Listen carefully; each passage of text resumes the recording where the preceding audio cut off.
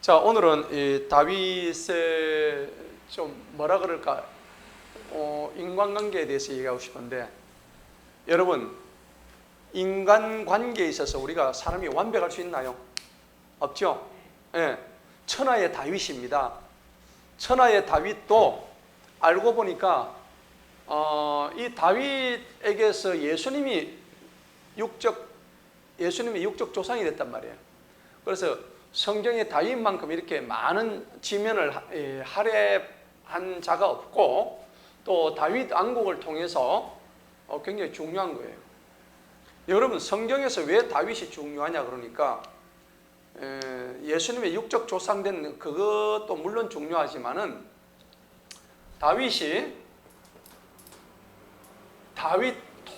그러니까 통일 왕국을 만들었잖아요. 맞죠? 통일 왕국을 최초로 세운 사람이 다윗이란 말이에요. 그래서 이스라엘 역사에 굉장히 중요한 의미가 있는 거예요.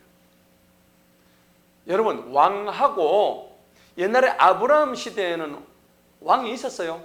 없었죠. 그때는 족장 국가, 부족이요, 부족. 그러니까 요즘 우리가 역사책에서 보면 부족 사회, 부족이죠. 왕이라는 제도가 없었단 말이에요. 그러면은 여러분 시골 가면 조그만 부락이 있잖아요. 뭐 그런 개념이란 말이에요. 그 다음에 족장 시대에서 이제 조금 더 발전해 가지고 이제 가나안 땅으로 들어와 가지고 이제 왕 되기 전에 무슨 시대? 사사 시대죠. 사사. 이 사사란 말은 재판관이라는 얘기입니다. 예. 그 마을에 제일 영향력이 높은, 우리 시골 가면 어른들 있잖아요. 훈장들이 이렇게 그 마을의 전체의 그 지도자가 돼가지고 하는 그런 식이죠. 재판도 하고 뭐. 그런데 그게 조금 이제 영향이 컸죠. 이것도 왕이 아니에요. 그리고 사사 시대에서 이제 왕정 시대가 되는 거예요. 왕정. 왕의 정치가 이루어진단 말이에요. 그럼 이 왕정 시대에 최초의 왕이 누구였죠? 사울이죠.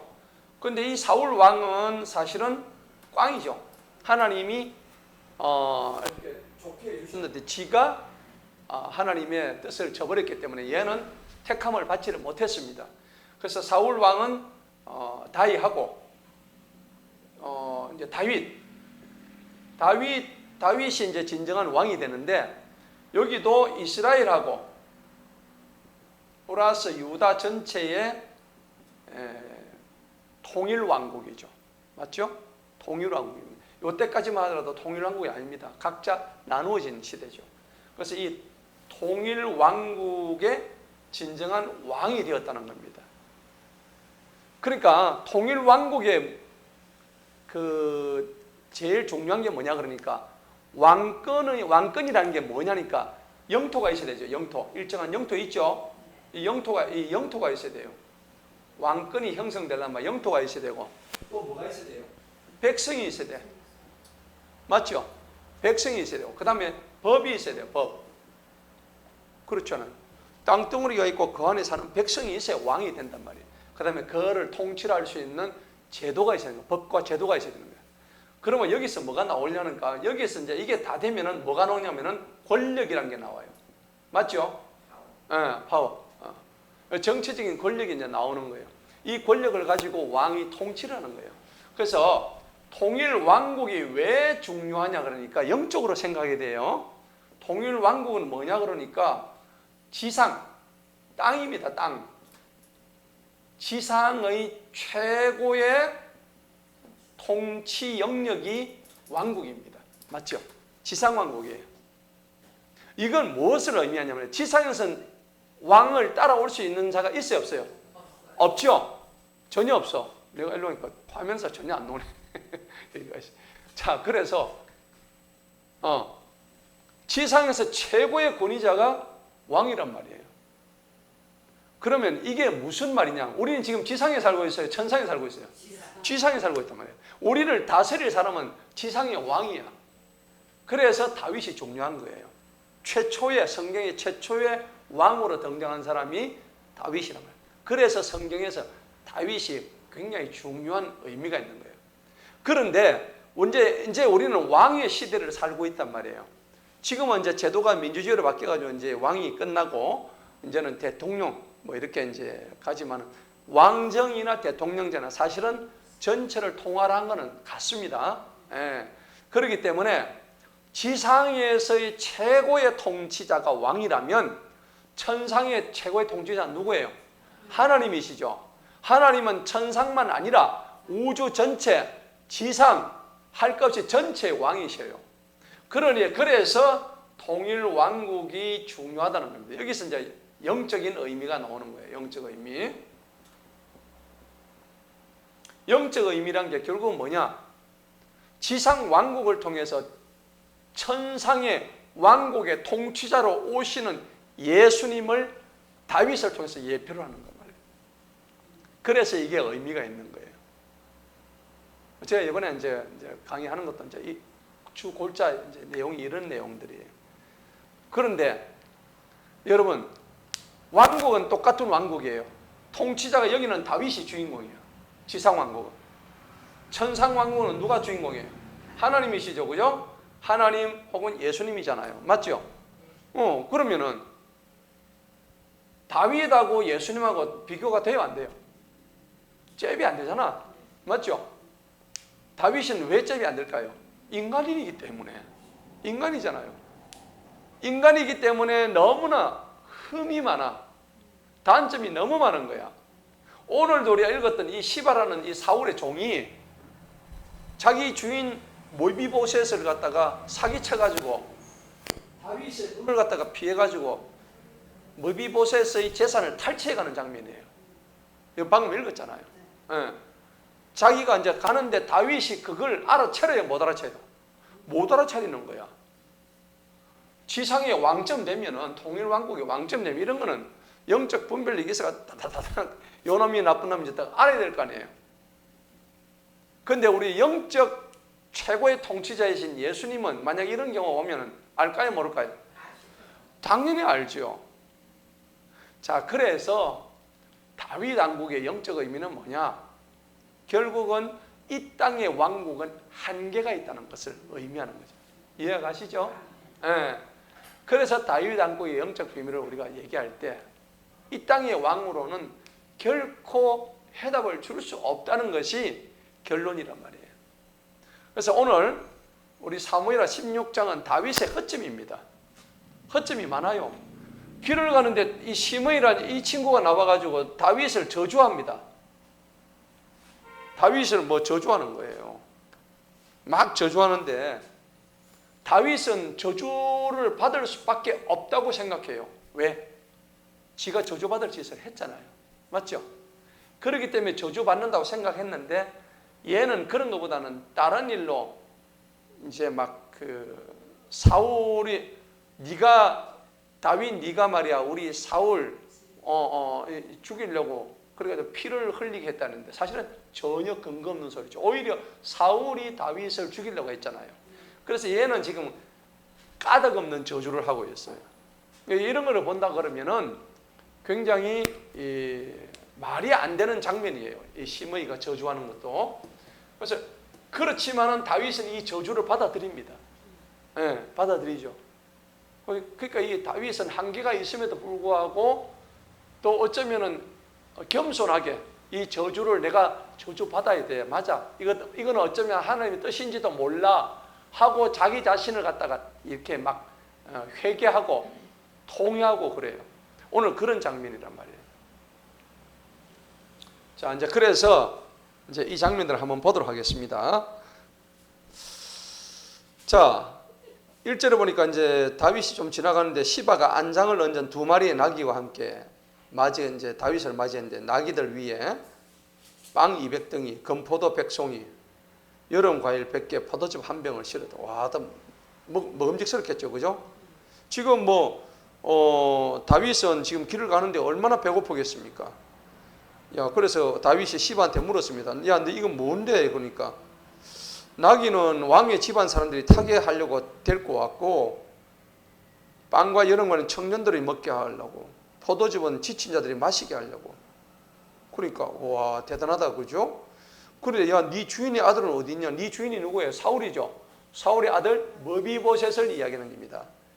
야, 너 그 다리 저는 그 머비보셋 어디 있니? 그러니까 지금 그저 모비보셋이 예루살렘에 있는데 그가 말하기를 오늘 이스라엘 집이 내 아버지 누구예요?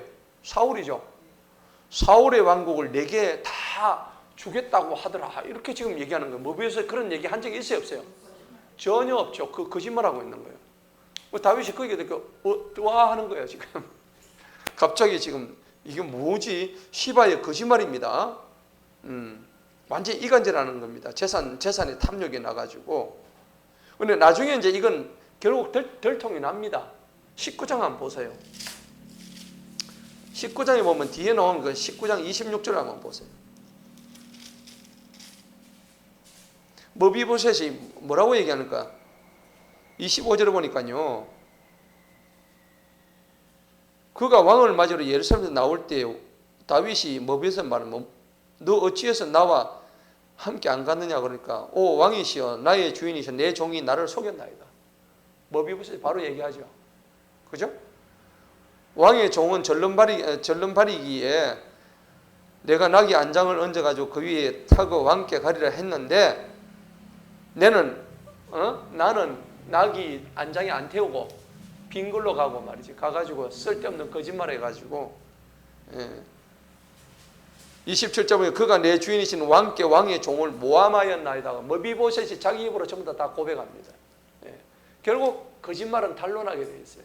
맞죠? 자, 본문 들어갑시다. 문제는 뭐냐 그러니까 4절에 이제 다윗이 분별력이 없어졌어요. 그때 왕이 시바에게 말하기를 보라 모비보셋에게 속한 모든 것이 네 것이니라. 지금 거짓말에 속아버렸죠. 모비보셋에 대해서 지금 분노가 일어났어요. 내가 싹 다 뺏어 좀 다 넣어줄게 지금 이래 된 거예요. 천하의 다윗도 이렇게 분별력이 없다니까. 참 깝깝한 노릇이죠, 그죠? 그 마태복음 24장에 보면 말세 때는 거짓 선지자들이 너희들한테 와가지고 미혹한다 그랬어요.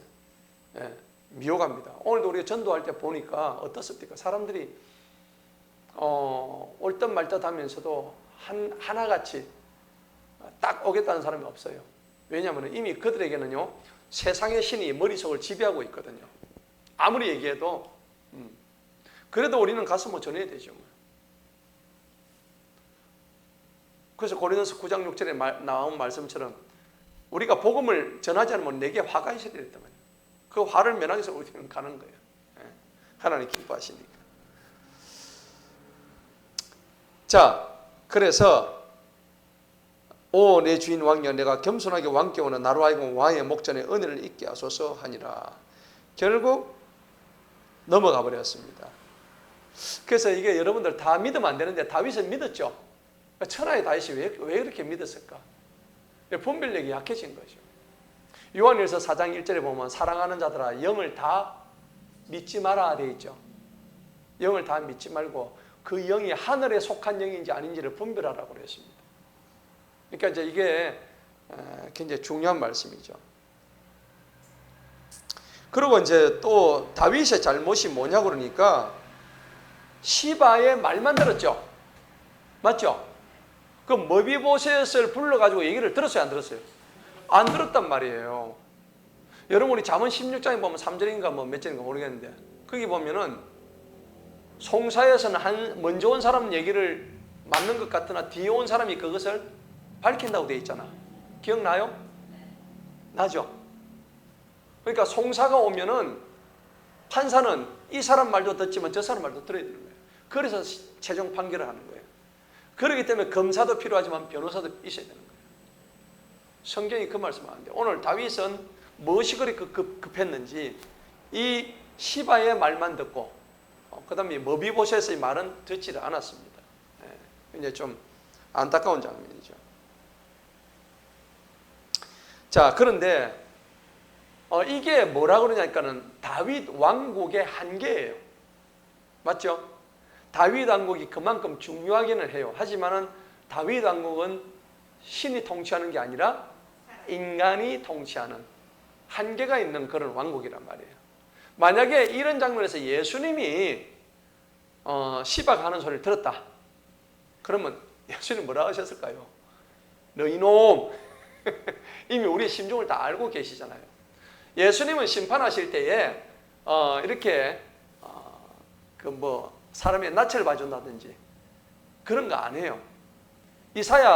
이사야서에 보면은 50장에 보면은 우리 주님은 정의로, 공의로, 정직으로, 성실로 이렇게 심판하시지, 판단하시지, 오늘 다윗처럼 자기가 왕인데도 불구하고 양쪽의 얘기를 충분히 들어보지 않고 이렇게 막무가내로 결정하지 않는다는 것입니다.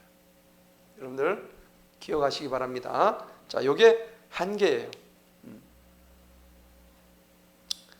자, 그 다음 5절에 한번 봅시다. 이제는 심의 얘기가 나오는데 이 심의가 어떻게 하느냐니까 6절 보세요. 그가 나오면서 계속하여 저주를 합니다. 6절에 보니까는 아니 얘도 간땡이가 크죠. 어떻게 왕 앞에서 이렇게 저주를 합니까? 지금 잘못하면 지금 가는데 다윗 왕의 모든 종들을 돌들을 던집니다. 어떻게 왕한테 돌들을 던질까요?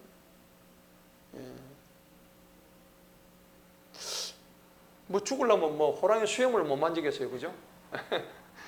자, 모든 백성과 용사들이 왕의 오른편과 왼편을 그대로 있더라.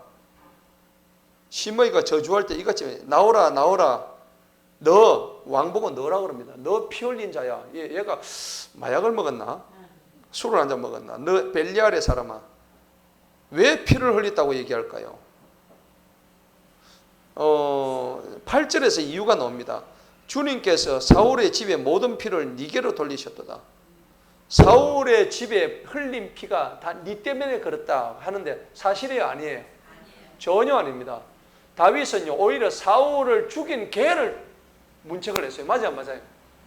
사울을 이렇게 자살하도록 도왔던 개를 불러가지고 개가 잘했다고 다윗을 쫓아가지고 상을 받을까 갔는데 오히려 다윗은 개를 죽여버렸습니다. 한 번도 다윗은 사울을 죽이려고 생각한 적도 없고, 그 다음에 몰라. 그 속마음은 우리가 모르지. 속마음은 모르지만 어쨌든 다윗이 사울을 죽이려고 한 적이 없다는 걸 성경이 증명하고 있어요. 그런데 사울은 오히려 다윗을 죽이려고 수차례 시도했잖아요. 그런데 얘가 지금 어거지 소리를 하고 있는데 이게 심의도 거짓말을 하고 있어요. 아주 나쁜 사람이에요. 그를 대신하여 네가 그를 대신한 거 아니죠. 지가 스스로가 자살했고, 그리고 사울은요 지가 왕이었을 때 네가 다음에 왕이 될 것이라고 지목까지 했어요. 맞죠? 예. 네가 이 나라를 통치할 것이다. 나를 대신해서 통치할 것이다. 그 얘기까지 했다고.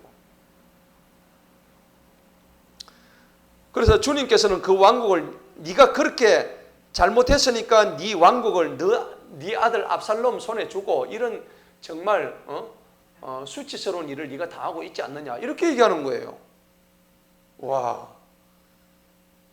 물론요 역대상 뒤에 가면은 22장에 가면 그런 말이 있어요. 그 말씀이 있는데 하나님께서 역대상에 22장에 보면은 다윗 너는 성전을 짓지 못할 것이다. 네 피를 많이 흘렸기 때문에 네가 무수한 전쟁을 통해서 사람의 피를 많이 흘렸기 때문에 내가 너로 하여금은 성전을 짓지는 못하게 하겠어. 대신에 네 아들 솔로몬이 짓게 할 것이다. 그 말씀이 있어요. 있죠. 역대상 22장에 나와요. 자, 물론 그 말씀은 있지만은 거기서 흘린 피는요 무고한 피가 아닙니다.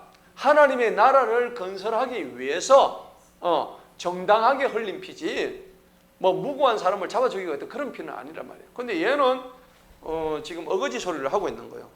여러분 얼척이 없는 거예요, 이런 거는. 진짜 얼척이 없는 거예요. 얼척이 여러분 무슨 말인지 아시죠? 얼척이 원래 방언이에요. 원래 뜻은 어처구니예요. 어처구니 없다 할 때 얼척이 없다. 그게 방언이에요. 어처구니가 뭔지 아시죠? 어처구니 뭔지 모르세요? 몰라요? 자, 어처구니가 이거는 설교와 아무 관계없는 얘기인데 맷돌 아시죠? 맷돌을 돌리려면 여기에 뭐가 있어야 돼요? 구멍이 있고 여기에 뭘 집어넣어요? 손잡이. 맷돌이 이제 무거운 화강암으로 되어 있잖아요. 맷돌에 이제 콩을 넣어 돌려가지고 콩물을 하고 맛있는 뭐 또 묵도 해 먹고 그러는데 맷돌을 돌리려니까 손잡이가 없는 거야. 황당하고 기가 차지요. 그 여기 꽂는 막대기 이름이 원래 어처구니예요. 여기 꽂는 나무 이름이 어처구니예요. 근데 보니까 어처구니가 없는 거야. 너무 황당하고 기가 막힌 거예요. 그러면 이 맷돌을 어떻게 돌려? 돌릴 수가 없지. 그래서 어처구니 없다 그렇게 얘기하는 거예요. 근데 이 어처구니란 말은 두 가지로 써요. 하나는 얼척이라고 그래요. 얼척. 이거는 원래 방언입니다. 그 다음에 어이라 그래요. 어이. 어이나 어처구니랑 같은 말이에요. 여기에 꽂는 나무를 어이라 그래요. 어이가 없네? 그래서 맷돌을 못 돌리는 거예요. 너무 황당하고 너무 기가 막혔어. 그래서 우리 양교사님 잘 쓰는 말 얼척이 없는 거야 지금. 이제 알고 써야 돼요. 맞죠? 그 뜻이 확실하죠? 집사님은 얼척을 어떤 말이에요? 내나 같은 말이지. 어이가 없다 이 말이지. 근데 얼척이 어이하고 똑같은 말이에요. 근데 저거는 이제 방언입니다. 지방 사투리예요. 근데 얼척도 많이 써요. 다음에는 얼척 있네 이렇게. 자, 그런데 지금 오늘 여기서 심의가 하는 이야기가 얼척이 없는 거예요 지금. 맞죠? 네가 피 흘린 자이기 때문에 네가 재앙에 빠져 있지 않는가. 이제 이렇게 지금 이야기를 하는데 여러분들 이 저주가 지금 정당한 저주예요? 까닭 없는 저주예요? 잠언 26장 2절에 보면 까닭 없는 저주는 제비가 날아가는 것과 똑같다 그랬어요. 제가 지난번에 한번 우리 대문 따고 들어온 뭐 있었잖아요. 진짜 얼척이 없죠? 얼척이 없어. 그러면서 자기가 그것 때문에 막 조사받고 수사받고 했잖아요. 그래가지고 약식 판결까지 받았어요. 그래가지고 그랬는데 그거 하고 난 뒤에 자기가 나한테 미안하다 이렇게 해야 되는데 진짜 얼척 없이 나한테 문자 와가지고 네가 목사냐? 어쩌냐? 저쩌냐? 막 그렇게 하고 네 자녀들이 천대까지 저주를 받을 것이다. 그 문자가 다 있다니까 지금. 그런데 까닭 없죠? 근데 그 까닭 없는 저주는 본인한테 돌아가게 돼 있다고. 그래서 여러분 저주란 것을 절대 까닭 없이 하면 안 돼요. 그게 심의는 까닭 없는 저주를 하는 거예요. 잠언 26장 2절의 말씀이 바로 그런 거예요. 그래 까닭 없이 저주하시면은 절대 안 돼요. 상대에게는 복을 이제 해야 되겠죠. 자, 그래서 이제 이 말을 들으니까 스루야의 아들 아비새가 그 장군 아닙니까, 그죠? 아비새 형이 누구였죠? 요나답이었죠. 요나답 장군이었죠, 그죠? 예. 그래가지고 이 아비새가 왕한테 말합니다. 왕이시여, 어찌 이 죽은 개가 심의 보고 이럽니다. 죽은 개가 이렇게 얘기하는데 그냥 우리끼리 얘기합니다. 이 죽은 이 개새끼가 이놈의 개새끼를 내가 가만히 잡아가 죽이 뿌릴까요? 아니 그런 말 안 하겠어요. 성경에는 좀 고운 말로 나왔지. 그 당시에 아비새가 막 이래가지고 왕이시여. 근데 말도 참 너무 재밌게요. 내가 원하오니 나로 하여금 건너가서 그의 머리를 베게 하소서. 여러분 화날 때 그래 얘기합니까? 목사님 내가 지금 화가 났는데 저것을 내가 가지고 대가리를 때리게 할까요? 대가리를 때리게 하소서 이래 합니까? 그 옛날의 표현법이 나 진짜 참 고상하고 멋있어. 그죠? 왕이시야 내게 저 가지고 대가리를 베게 허락하소서. 와, 우리 좀 배웁시다. 얼마나 고상해. 그죠? 재밌단 말이에요. 야, 그래 하니까 왕이 뭐랍니까? 10절에 너희 스루야의 아들들아, 내가 너희와 무슨 상관이 있냐? 그가 저주하는 것은 주님께서 그에게 다윗을 저주하라 하셨기 때문이네. 와, 저주받으면 기분 나빠요, 안 나빠요? 나쁜데 지금 다윗은요, 주님께서 저 인간을 통해서 나를 저주하라고 이렇게 이걸, 와, 다윗 대단하죠? 야, 역시 다윗이구나. 또 한 번 느낍니다. 근데 사실은 이제 우리 이 구절에 보니까 아비새처럼 해서는 안 되는 이유가 뭘까요? 여러분, 아비새는 다윗으로 보자면 다윗에게는 어떤 사람입니까? 굉장히 충신이죠. 맞죠? 충신이잖아요. 저런 개 같은 저 녀석을 내가 당장 이 목을 치겠습니다. 어떻게 왕을 저주합니까? 왕이시 내 나라를 가지고 당장 목 치게 하소서 이렇게 하면은 충신 아닙니까? 충신인데 다윗이 그럼 너가 목 쳐 이렇게 했어요? 안 했죠? 왜 안 했을까요? 한번 이런 부분도 한번 깊이 한번 생각을 해봐야 돼요. 만약에 아비새가 목을 쳤다라 그러면은 설령 시므이가 나쁘고 악랄하고 까닭없는 저주를 한 인간이지만은 이미 만약에 아비새가 목을 쳤다면은 아비새는 누구의 자리에 올라갔어요? 하나님 자리에 이미 지가 올라간 거예요. 내가 모든 걸 판단하는 거예요. 맞죠? 네. 그래서 그것을 다윗이 막았던 거예요. 그러면서 오히려 시므이가 하는 그 저주를 자기는 달게 받겠다는 자기 자신을 돌아보고 통회하는. 여러분, 우리는 어떨까요? 누가 이렇게 막 우리를 저주하는 소리를 갖다가 면전에 대고 막 이렇게 하면은 어떨까요? 아, 열받죠. 막 심장이 벌렁벌렁하죠, 그죠? 막 멱살을 잡든지, 막 머리카락을 치워 뜯든지, 그죠? 그래 안 하겠어요? 아니면 이제 고소를 하든지 그렇게 하겠죠. 그런데 오늘 놀라운 다윗의 반응이 나옵니다. 자, 11절 한번 봅시다. 다윗이 아비새와 그의 모든 종들에게 말하기를, 보라, 내 아들이라, 내 몸에서 나온 나의 자식도 내 생명을 찾고 있는데. 누구 얘기예요? 압살롬 얘기죠. 압살롬도 내를 때려 죽이려고 하는데 이 베냐민 사람이 얼마나 훨씬 더 하겠느냐. 베냐민 사람이 누굽니까? 사울 아닙니까? 사울이죠. 그러니까 시므이도 사울 그쪽이겠죠. 그러니까는 그를 내버려 두고 그로 하여금 저주하게 하라. 이는 주님께서 그에게 명령하셨겠. 실제 명령했어요, 안 했어요? 안 했죠. 주님이 그런 명령하신 적은 없죠. 그냥 이제 자기 생각에 지금 하는 소리예요. 자기 양심에 뭔가 가책을 받았어. 뭐 때문에요? 어떤 가책일까요? 옛날에 바세바 간음한 그 사건 때문에. 자기가 아무리 생각해도 이 간음한 사건은 내가 즉시로 지금 처벌을 받았어야 되는데 가만히 그 이후로 생각해보니까 하나님이 나를 어쩌면 이렇게 나의 죄에 대해서 이렇게 오랫동안 참아 주실 수가 있었는가. 자기 스스로가 그렇게 생각 안 했겠어요, 그죠? 그런 생각이 들었단 말이에요. 자, 그러면서 이제 철저한 반성에 이제 들어갑니다. 이 모두가 반성 모드로 들어갑니다. 그리고 시므이는 다윗의 이 사실 약점을 악용한 거죠. 그런 약점을 악용해 가지고 자기가 하나님의 자리까지 올라간 거예요. 예. 아주 근거 없는 비방을 했는데 이거는 하나님을 대적한 겁니다. 시므이가 하는 짓은.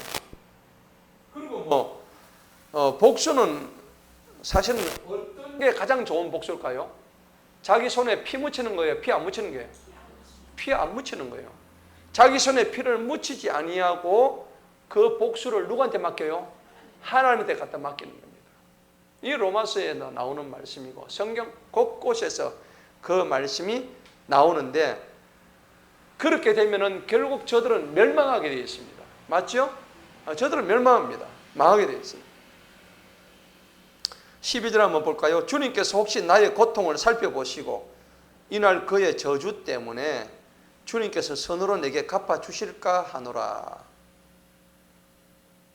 자, 그의 저주를 내가 받음으로써 나는 내 고통, 내 고난 이것을 충분히 회개할 수 있는 기회를 가짐으로 인해서 주님이 나에게 선을 베풀어 주실 것 같다. 내가 지금 사실은 고난 아니냐? 왜? 내 새끼 압살롬한테 쫓기고 있는 게 이게 얼마나 고통스러운지 너희들 아느냐? 사실 난 쪽팔린다. 나 부하들 너희들 백성들 앞에 내가 내 자식한테 쫓겨가지고 지금 도망가는 이 내 모습을 보니까 참 창피하다. 이게 집안 완전히 개망신 아니냐? 내 고통을, 이런 고통을 쟤한테서 저주를 받아도 나는 싸니까. 그 말이죠. 자, 그래서 지금 다윗의 고난을 우리가 두 가지 의미로 볼 수 있어요. 어떤 의미냐? 죄가 있게 보는 다윗의 고난,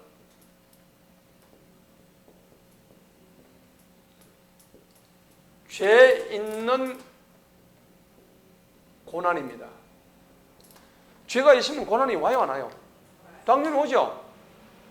자, 그 다음에 죄가 없는데도 죄 없음의 고난이 있어요.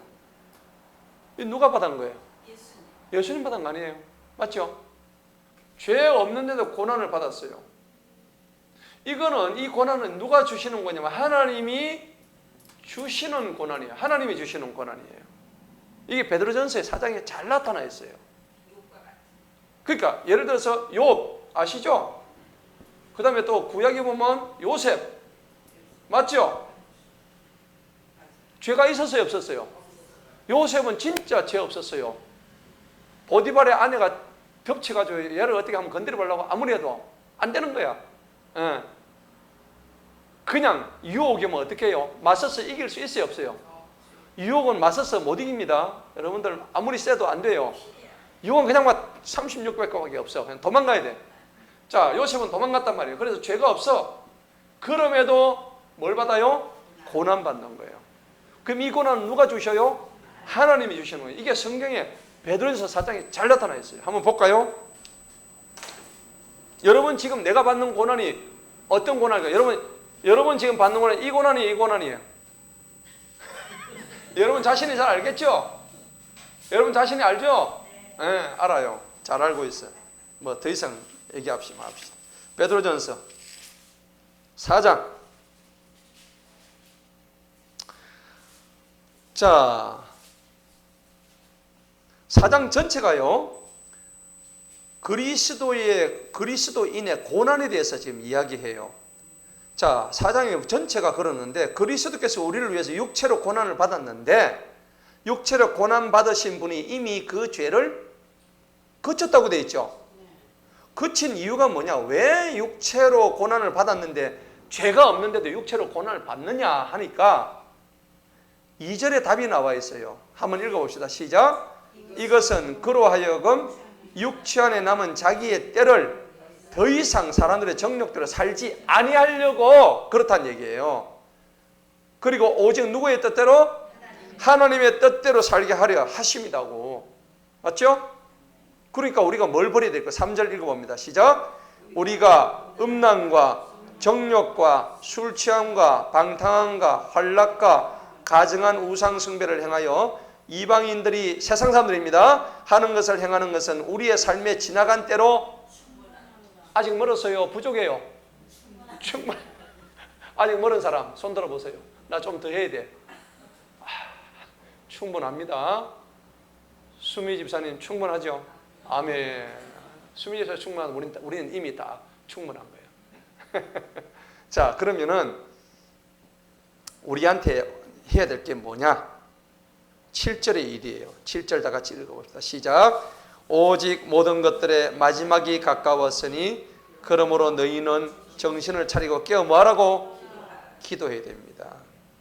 기도하면요, 그런 아까 얘기했던 우리를 덮치고 유혹하는 이거를 막아줄 수 있어요. 기도가. 맞죠? 기도 안 하면 막아줘요, 안 막아줘요? 절대 못 막습니다. 못 막아요.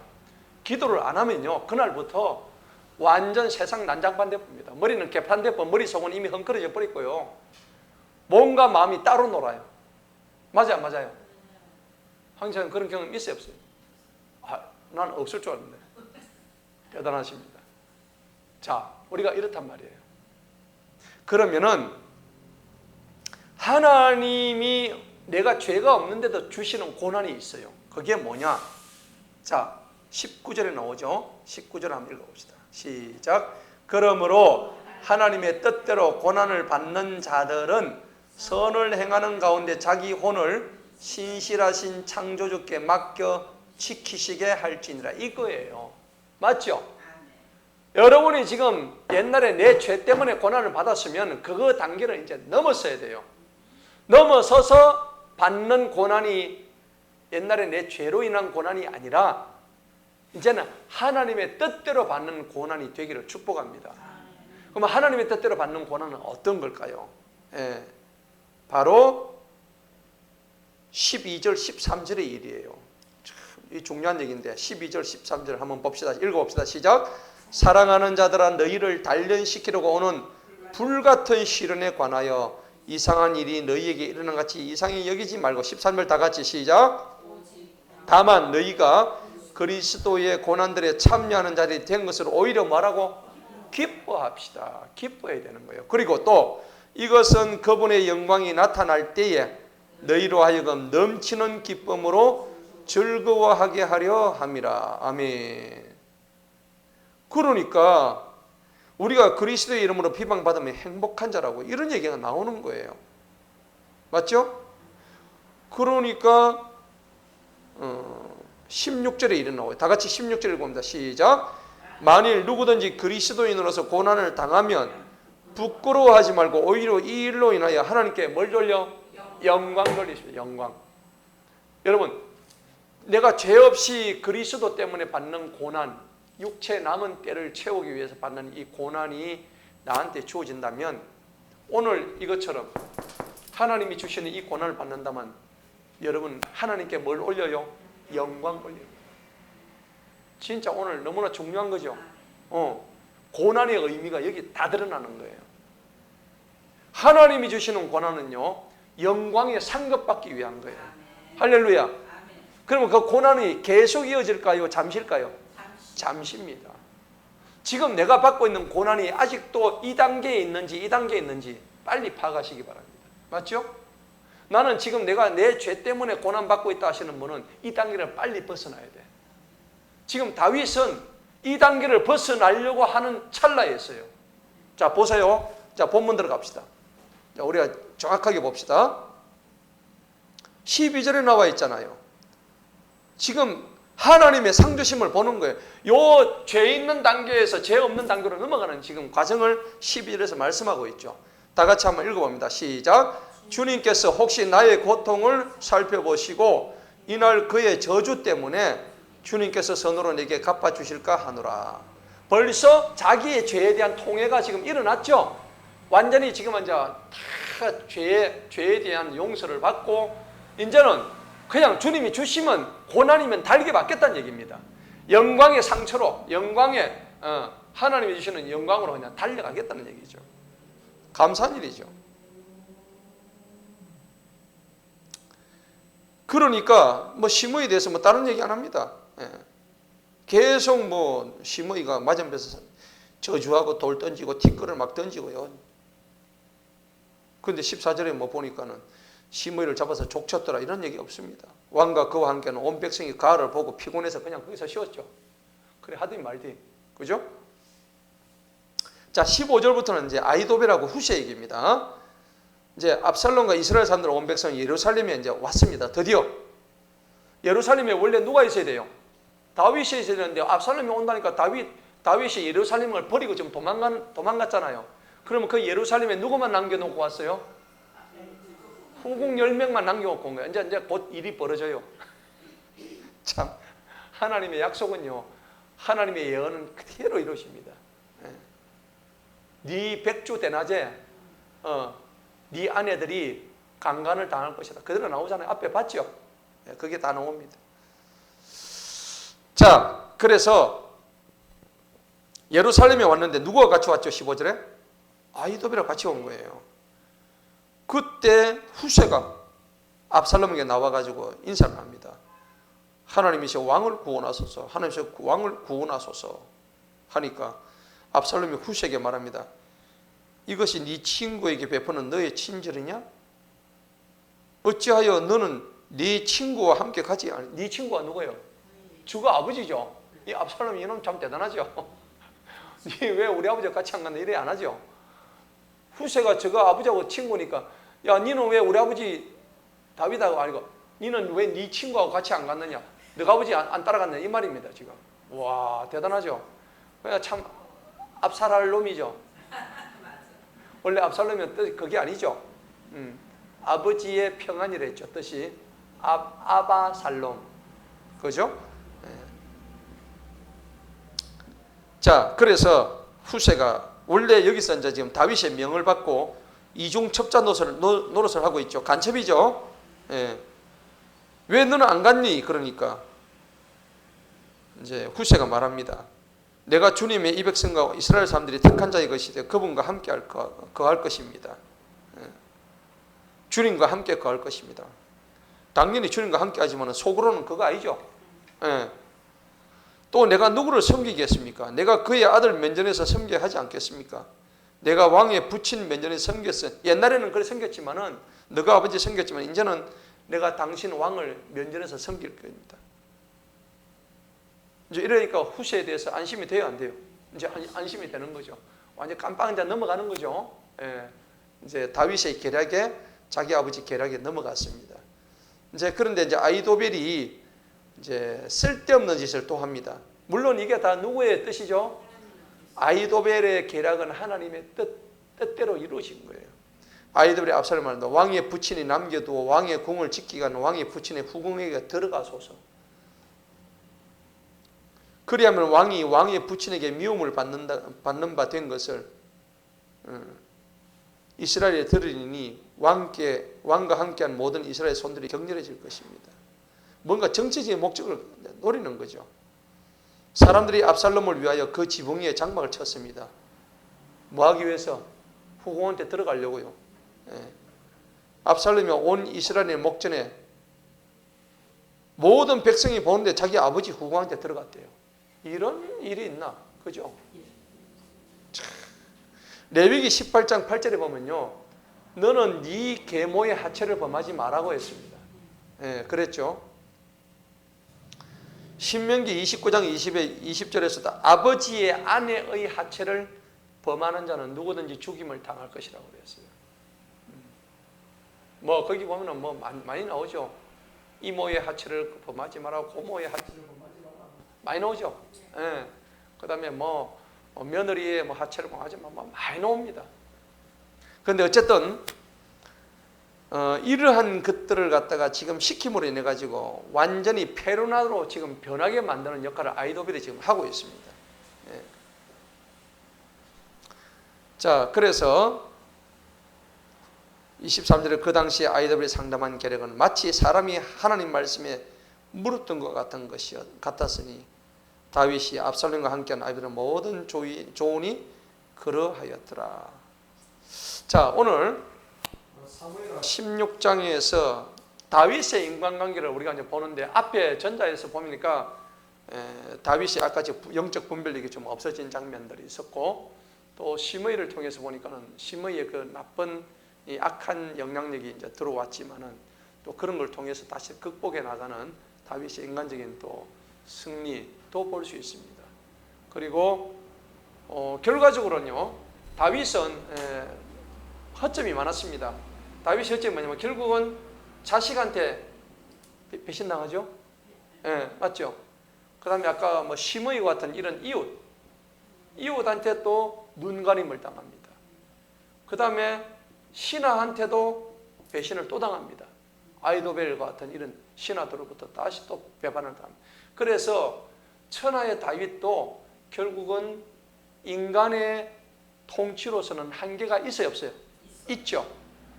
하나님이 왜 다윗 왕국을 선택하셨냐니까 다윗 왕국의 실패를 왜 보여주셨냐? 바세바를 통해서 왜 음란의 어떤 그런 그 역사를 보여주시고 살인을 우리아를 살인하는 그런 역사를 보여주시냐니까 다윗 왕국이 좋긴 하지만 그 다윗 왕국조차도 그냥 인간의 제도에 불과하다. 이거 가지고는 답이 없다.